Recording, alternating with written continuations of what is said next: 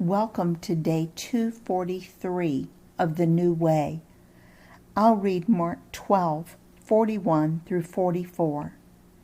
Jesus sat down opposite the place where the offerings were put and watched the crowd putting their money into the temple treasury.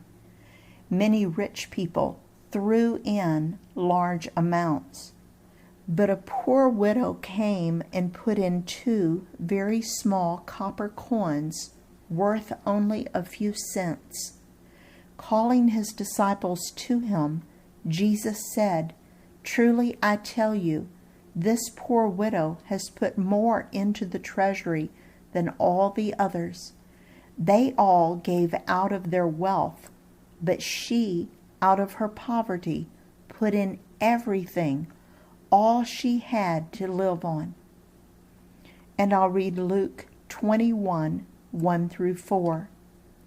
As Jesus looked up, he saw the rich putting their gifts into the temple treasury.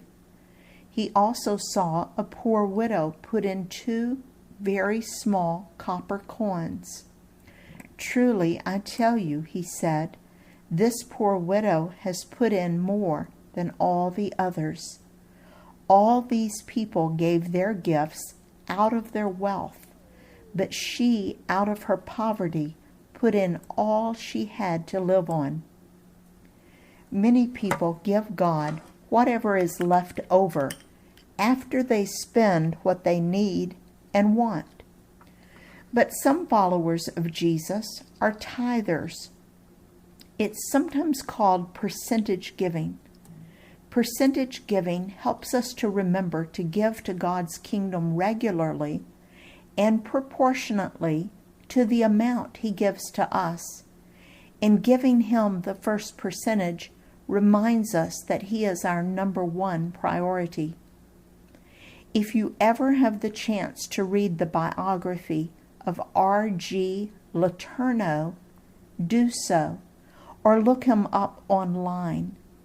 Mr. Letourneau decided to give God 10% of everything God gave him, and through the years God blessed him so much, and he kept increasing his percentage until he was able to give God 90%, and he kept 10% for himself and his needs. Mr. Letourneau was the inventor of the earth-moving equipment company called Caterpillar. He was just a normal man who wanted to give generously to God's kingdom, and God blessed him mightily. I'll read 1 Chronicles 21:24. But King David replied to Araunah, "No, I insist on paying the full price. I will not take for the Lord what is yours, or sacrifice a burnt offering that cost me nothing." King David said that he didn't want to give something to God that didn't cost him anything.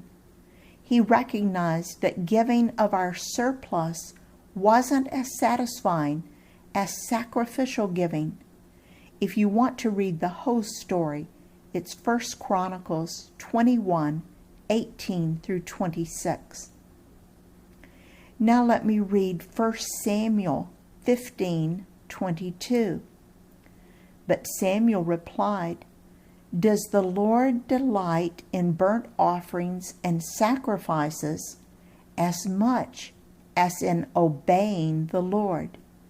To obey is better than sacrifice, and to heed is better than the fat of rams." Because money is so close to our hearts, it becomes a way to measure whose instructions we are following, Jesus or self. Remember, you can't serve God and money, but I've found that when God asks me to give to someone, especially if it is sacrificial giving, it fills me with a special kind of joy.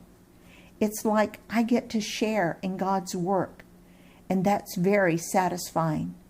So let me summarize by saying, I believe God's plan for our giving will be regular, percentage giving, obedient giving, and sacrificial giving. Another way to give and increase your joy and pleasure is giving in secret. It's a secret between you and God alone. Only He knows about it, and the joy is amazing. There's something about a secret that makes it delicious. So why did Jesus say that this poor woman gave more than the rich people? In His service, Dale.